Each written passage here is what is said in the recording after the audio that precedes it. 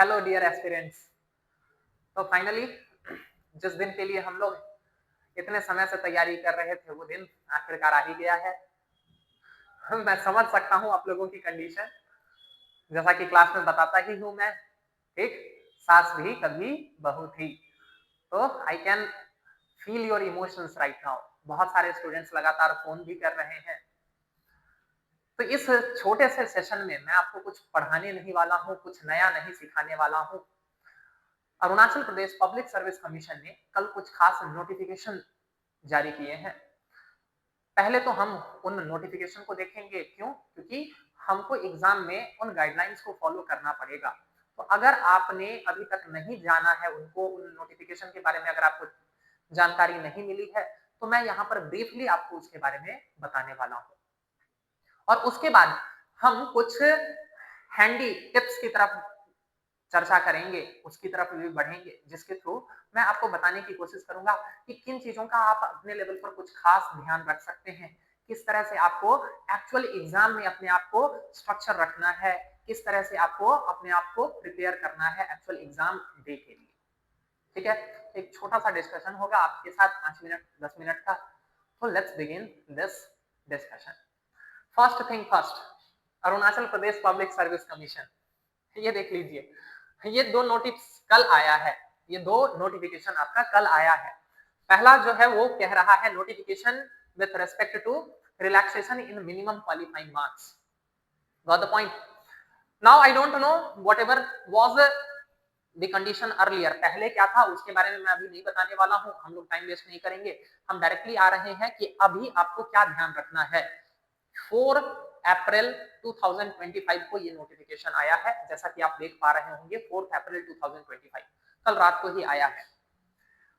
तो देखिए, इसमें आपके लिए कुछ चीजें क्लियर कट मेंशन कर रखी हैं। सबसे पहली चीज जो आपको ध्यान रखना है वो कि आपका जो इंग्लिश का पेपर जो कि कल होने वाला है, आपका इंग्लिश का पेपर, उसमें आपका मिनिमम क्वालिफाइंग मार्क्स 33% हो गया है। इसका मतलब जो 300 का पेपर होगा उसमें आपको 100 मार्क्स प्लस लाना पड़ेगा। अगर आप 100 मार्क्स से ज्यादा नहीं लाते हैं तो नो मैटर, आप बाकी अपने जीएस के पेपर में कुछ भी करिए, it's not going to do any favour to you, आप डिस्क्वालीफाइड माने जाएंगे। ठीक है ना? तो इंश्योर कीजिएगा कि कम से कम 100 प्लस मार्क्स आपके बन जाएं। ठीक, बहुत आसान तरीका होता है, ग्रामर वाले पोर्शन को भी टैकल करने की कोशिश कीजिएगा, क्योंकि वहां सीधे सीधे मार्क्स मिलते हैं। और बाकी रहा आपका जो आपने एसए के लिए प्रिपेयर कर रखा है या जो आपने प्रेसी वगैरह के लिए थोड़ा मोड़ा प्रिपेयर कर रखा होगा, अगर अभी तक भी नहीं पढ़ा है तो कोई बड़ी बात नहीं है। अभी से भी अगर आप 2-3 घंटे भी अगर दे दीजिएगा, if you just devote your 2-3 hour tonight itself or today evening itself, it would be sufficient to qualify this paper. Fine. Next thing which you will have to keep in mind is mains subject. यहां पर देखिए, इस बात को थोड़ा सा समझने की कोशिश कीजिएगा, इस कैलकुलेशन को। आपको पता है कि आपके 7 पेपर के मार्क्स जुड़ते हैं, कौन कौन सा? Essay 250 marks, GS paper 1, GS paper 2, GS paper 3, GS paper 4, 5 हो गए। 250 इंटू 5 आपका हो गया 1250 मार्क्स का। तो ये, और उसके अलावा ऑप्शनल के 2 पेपर होते हैं 250 ईच, यानी कि टोटल 7 पेपर हो गए। तो आपका जो मेंस का एग्जाम होता है वो टोटल होता है कितना? 1750 मार्क्स का। जो लेटेस्ट नोटिफिकेशन है वो क्या कह रहा है कि एग्रीगेट, यानी कि इन 7 सब्जेक्ट्स के मार्क्स मिलाकर आपके 33% से ज्यादा मार्क्स आने चाहिए, यानी कि आपके 577 मार्क्स से ज्यादा आने चाहिए। ठीक है ना? सारे सब्जेक्ट्स के मार्क्स मिलाकर एग्रीगेट आपको 33% से ज्यादा लाना होगा। मतलब आप ये मान लीजिए कि अगर आपके टोटल मार्क्स 577 से नीचे है तो आप वैसे भी डिस्क्वालीफाई है। फाइन, ठीक। अगला चीज जो जरा ध्यान दीजिएगा, ईच सब्जेक्ट, हर सब्जेक्ट में आपको एटलीस्ट 20% मार्क्स लाना पड़ेगा, यानी कि बाकी जो मतलब ये जो 7 पेपर्स हैं आपके जो 250 मार्क्स ईच के हैं, in each of these paper you must score 50 marks. 20% of 250 is 50 marks, so you will have to score at least 50 marks in each paper। Her paper में 50 मार्क्स लाना होगा और साथ ही साथ एग्रीगेट मिलाकर, मतलब इन 7 सब्जेक्ट्स को मिलाकर आपका 33% से ज्यादा आना चाहिए। वो क्या है? वो है 577.05, यानी कि 5 आप मान के चलिए 580 से प्लस आपको लाना पड़ेगा। ये दो चीज का आपको ध्यान रखना पड़ेगा। तो यही है मेन कंडीशन। बाकी पीडब्ल्यूडी कैटेगरी के लिए अलग है, उनका एग्रीगेट 20% आना चाहिए और ईच सब्जेक्ट में उनको 10% से ज्यादा लाना है। तो ये स्पेशली एबल्ड स्टूडेंट्स के लिए है, जो लोग दिव्यांग स्टूडेंट हैं उन लोगों के लिए थोड़ा सा रिलैक्सेशन और ज्यादा है, ठीक है ना। आई होप ये नोटिस आप लोगों को क्लियर है, तो इस चीज का ध्यान रखना है आप लोगों को, ठीक। The next notification again this also came out on 4 अप्रैल 2025। तो कल ही ये भी आपका नोटिफिकेशन आया है, जिसमें कुछ चीजें आपको बताई गई हैं। पहली बात तो कि आपका जो एग्जाम है 9 से 12 और 2 से 5 दो सेशन में होने वाला है। आपको डेट वगैरह तो पता ही होगा, यानी कि कल और परसों 6 और 7 दो दिन लगातार एग्जाम होगा, फिर एक दिन का ऑफ मिलेगा आपको, फिर उसके बाद लगातार 2 दिन एग्जाम होंगे। और 10 को आप लोगों को ऐसा लगेगा कि जैसे कि आपके लिए दुनिया ही खत्म हो गई है, कि कोई टेंशन ही नहीं बचा, ठीक है ना। मार्क माय वर्ड, आपको यही फील होगा जब आप ऑप्शनल का पेपर 2 देकर आएंगे। नो मैटर आपका पेपर कैसा गया है, आपका एग्जाम कैसा हुआ है, उस दिन आपको ऐसा लगेगा क्या कि आपकी ये जिंदगी में अब कुछ बचा ही नहीं है, सारा टेंशन, सारा सब कुछ खत्म हो चुका है, ठीक है। तो कोई बात नहीं, अभी एंजॉय कीजिए, इस प्रेशर मोमेंट को भी एंजॉय कीजिए। क्यों? क्योंकि इसके बाद जो है वो ये सब लाइफ के फेजेस हैं, तो जस्ट एंजॉय इट, प्रेशर लेना नहीं है। चलिए, आपको क्या करना है, देखिए मॉर्निंग सेशन में आपकी एंट्री शुरू हो जाएगी 7:15 से 7:20 तक। ये टाइम ध्यान रखिएगा, 8:45 के बाद आपको किसी भी कंडीशन में एंट्री नहीं मिलेगी।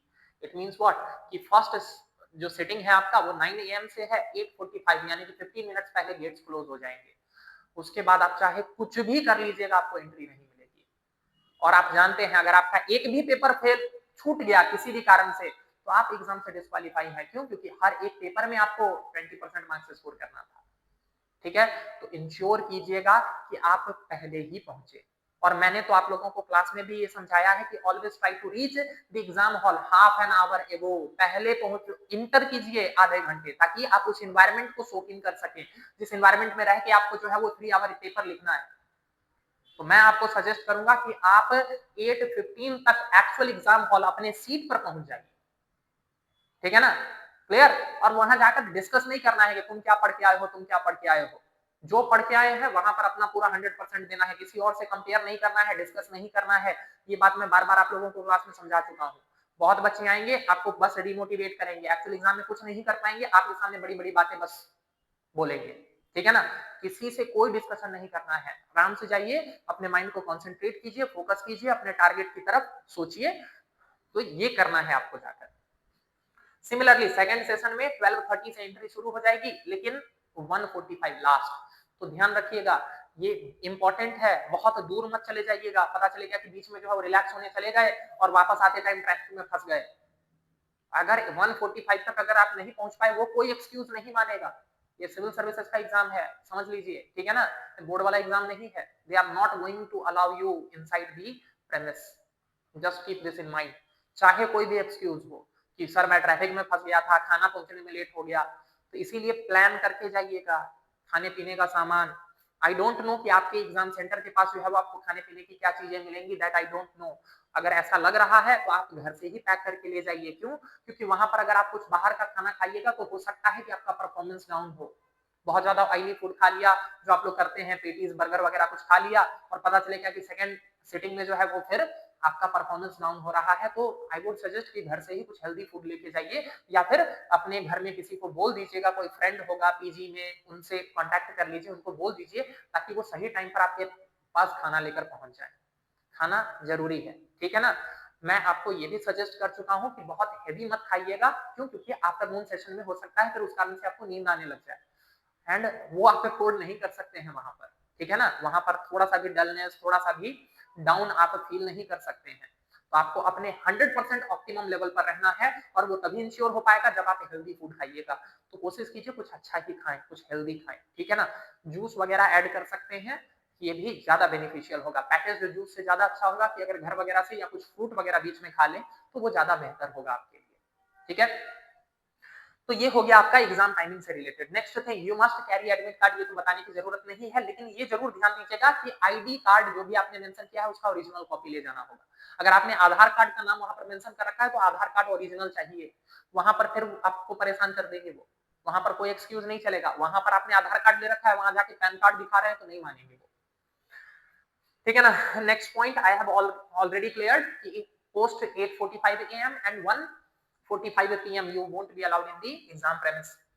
Now listen to this. बहुत सारे बच्चे क्या होते हैं, गाड़ी लेकर जाते हैं और गाड़ी में वेट करना कोशिश करते हैं, प्रेफर करते हैं. There will be no parking at the vicinity of the examination hall. तो ये भी आपको ध्यान रखना पड़ेगा कि आप एग्जाम हॉल के प्रेमिसेस में नहीं रुक सकते हैं या आसपास भी आपको नहीं रुकने दिया जाएगा, तो इसके लिए भी ध्यान रखिएगा. क्लियर है. Next one, all candidates should mandatorily go through frisking. वो तो ऑब्वियसली वो लोग जांच वगैरह करेंगे. And prohibited items, mobile phone, Bluetooth device वगैरह, ये सब आपको नहीं ले जाने दिया जाएगा. कोशिश भी मत कीजिएगा, फालतू में जो है वो आपको परेशान हो जाएंगे, वो आपको तंग करेंगे. तो जो भी चीजें हैं ये सब चीज अपना बाहर ही रखिएगा, एक बैग कैरी कर लीजिएगा, उसी के अंदर रखिएगा इन सारी चीजों को.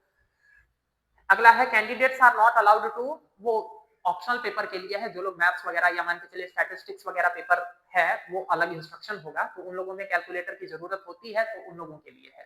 ठीक है ना, बाकी स्टूडेंट्स के लिए नहीं है. Candidates are allowed to carry non metallic and transparent blue and black pen. अब देखिए ये एक बड़ा चैलेंज है, ये एक बड़ा चैलेंज आ गया क्या कि पहले ऐसा कंडीशन नहीं था. यहाँ पर आपको मेंशन कर दिया है non metallic and transparent blue and black pen. ये तो मैंने आपको पहले ही बोला था कि ब्लू एंड ब्लैक पेन के अलावा कुछ और नहीं ले जाना है, लेकिन यहाँ एक नया चैलेंज आ गया है कि ट्रांसपेरेंट बोल रहा है. अब देखिए सबके लिए सामने यही चैलेंज है, तो आप देख लीजिएगा, जाके थोड़ा सा मार्केट में टाइम बिताइए, देख लीजिए कौन सा पेन जो है जिससे आपने प्रैक्टिस की है उसके हिसाब उसके आसपास सेट हो रहा है. ठीक है ना. लेकिन ट्रांसपेरेंट लेके जाइए, नहीं तो पता चलेगा कि आपको लिखने नहीं दे रहे हैं. और एक्स्ट्रा पेन कैरी कीजिएगा. एक्चुअल एग्जाम में ऐसा हो कि पता चलेगा कि एक पेन लिख रहे हैं वो खत्म हो गया, तो दूसरा कोई पेन नहीं देगा आपको वहां पर, या फिर आप परेशान होंगे. तो you must carry extra pens. ठीक है ना. हर पेपर के लिए कम से कम 3 पेन लेके जाइए, ताकि कम से कम एक पेन दूसरा पेन अगर धोखा दे दे तो कम से कम एक पेन तो रहे आपके पास. 3 मेन पेन और एक दूसरा वाला पेन. मैंने बता रखा है कि ऐसे ब्लू के डिफरेंट डिफरेंट शेड्स आप यूज कर सकते हैं और ब्लैक के 2 शेड्स यूज कर सकते हैं अंडरलाइन हाईलाइट करने के लिए. ठीक है. तो एक ट्रांसपेरेंट वो जो नहीं आता है कैरी बैग, उसमें डाल लीजिएगा. कैरी बैग वाला नहीं, वो जो आप लोग फाइल वगैरह के लिए जो जिपर वाला नॉर्मल होता है उसमें कैरी कर लीजिएगा, उसको वो अलाउ करेंगे. ठीक है ना. The candidates who is absent, वो तो ऑब्वियस बात है कि अगर आप एक में भी एब्सेंट हो गए तो फिर कैंडिडेट शुड रीड इंस्ट्रक्शन, ये सारी बातें हैं. ठीक है ना. तो ये था आपका क्या इंस्ट्रक्शन जो किससे रिलेटेड था, जो कि था आपका एग्जाम से रिलेटेड. अब थोड़ी सी दिल की बात कर लेते हैं ना. मैं समझ पा रहा होगा कि आप लोगों पर अभी क्या बीत रहा है कि सर पढ़ रहे हैं, अब कुछ दिमाग में जा नहीं रहा है. सर ये नहीं समझ में आ रहा है क्या कि क्या पढ़े क्या छोड़े. सर जो जो पढ़ा था सब लग रहा है कि भूल गए हैं. These are quite normal things. Sir डर लग रहा है, एंजाइटी हो रही है. Look, if you are serious for your career, if you are serious about this exam, डर लगना बिल्कुल नॉर्मल है. डर उसी बच्चे को नहीं लग रहा होगा जो इस एग्जाम को लेकर बहुत ज्यादा सीरियस नहीं है.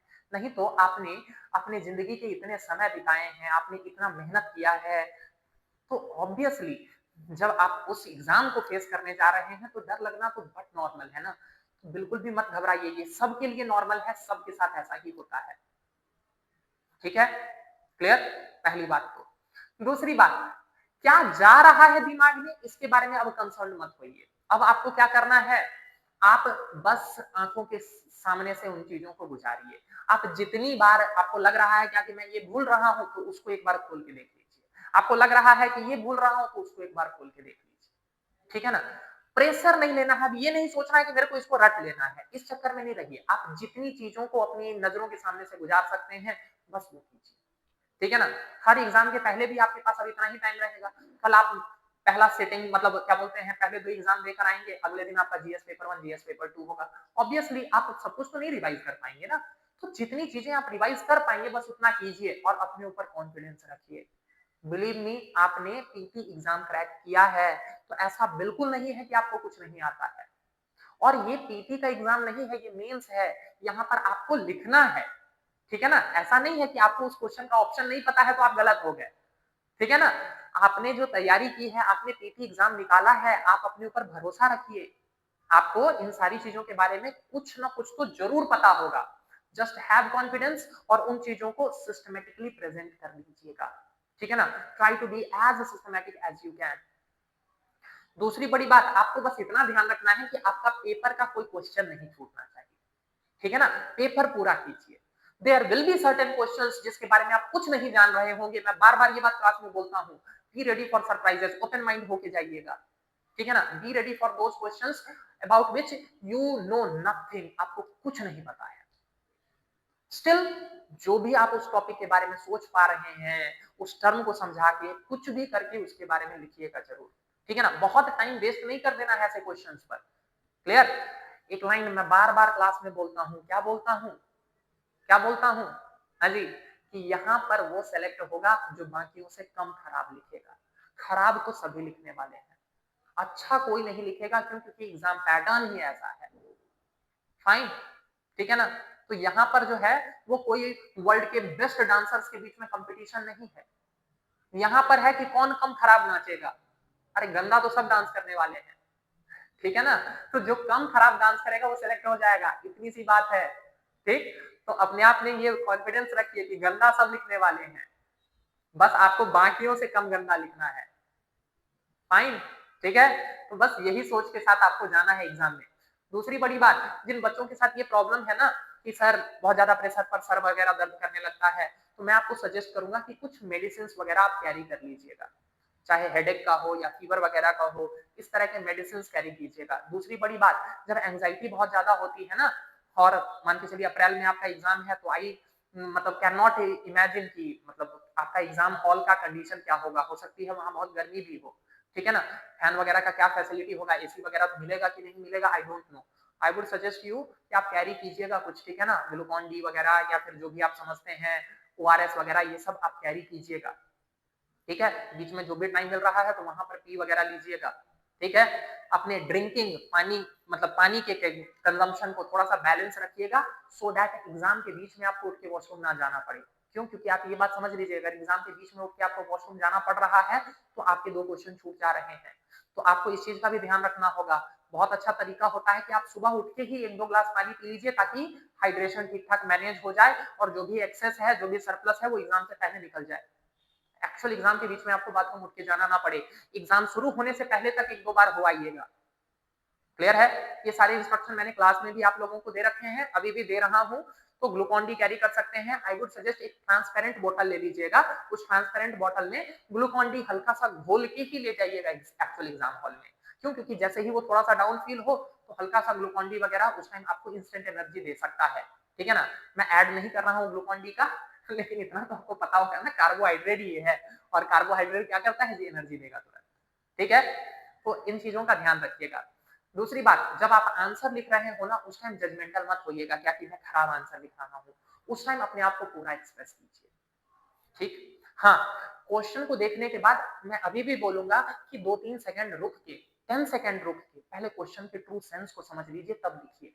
ऑटो पायलट में मत जाइएगा। बच्चे क्या होता है ना, हड़बड़ी में ऑटो पायलट मोड में चले जाते हैं, यानी कि कुछ भी लिख रहे हैं, ठीक है ना? तो ठीक है, जिस क्वेश्चन के बारे में आप नहीं जानते थे वहां कुछ भी लिख रहा है वो तो ठीक है, लेकिन सारे क्वेश्चन ऐसे तो नहीं होंगे ना। आपने इतनी मेहनत की है, आपने इतनी अच्छे से पढ़ाई की है, तो आप तो ज्यादातर क्वेश्चन के बारे में जानते होंगे। तो जो क्वेश्चन अच्छे से जानते हैं उनको अच्छा बनाना है, ठीक है ना? और जो क्वेश्चन बिल्कुल खराब जानते हैं उनको थोड़ा सा काम चलाऊ बना देना है। ये आपका ऑब्जेक्टिव होना चाहिए, ठीक है ना? एक्चुअल एग्जाम हॉल में किसी के साथ बहस मत कीजिएगा, किसी के साथ कॉन्फ्लिक्ट में नहीं आना है, एग्जामिनर के साथ झगड़ा नहीं करना है कि 5 मिनट क्वेश्चन पेपर लेट दे दिया तो, ठीक है ना? रिक्वेस्ट कर लीजिएगा, वहां आप अपने काम को नहीं लूज कर सकते हैं, ठीक? रात को कोशिश कीजिएगा कि टाइम पर सो जाएं। पढ़ने के चक्कर में अब एक दिन में ऐसा कुछ नहीं आप कर लेने वाले हैं जो अभी तक नहीं किया है, ठीक है ना? तो ऐसा कोई भी अपने आप में कमिटमेंट नहीं रखिएगा क्या कि मैं आज रात भर में इसको पूरा रिवाइज कर डालूंगा। ये सब चक्करों में मत पड़िएगा। ये सिविल सर्विसेज का एग्जाम है, यहाँ पर आपका माइंड जितना फ्रेश रहेगा आप उतने अच्छे तरीके से सोच पाएंगे, उतने अच्छे तरीके से आप परफॉर्म कर पाएंगे। एक रात में आप ऐसा कुछ भी नहीं कर लेंगे जो अभी तक आपने नहीं किया था, ठीक है ना? आपने इतनी मेहनत की है, खुद पर भरोसा रखिए, ठीक? तो ये हैं कुछ इंस्ट्रक्शंस जो मैं आपको एक्चुअल एग्जाम से पहले देना चाहूंगा। बिलीव मी, ये केवल आपका एग्जाम नहीं है, हम टीचर्स का भी एग्जाम है, ठीक है ना? तो हम सबकी तरफ से आपको ढेरों शुभकामनाएं एग्जाम के लिए। आईबीई आप सबको ऑल द वेरी बेस्ट बोल रहा है। अच्छे से परफॉर्म कीजिए और अपने ड्रीम करियर को अचीव कीजिए। We will be waiting for you for your interview preparation. Thank you.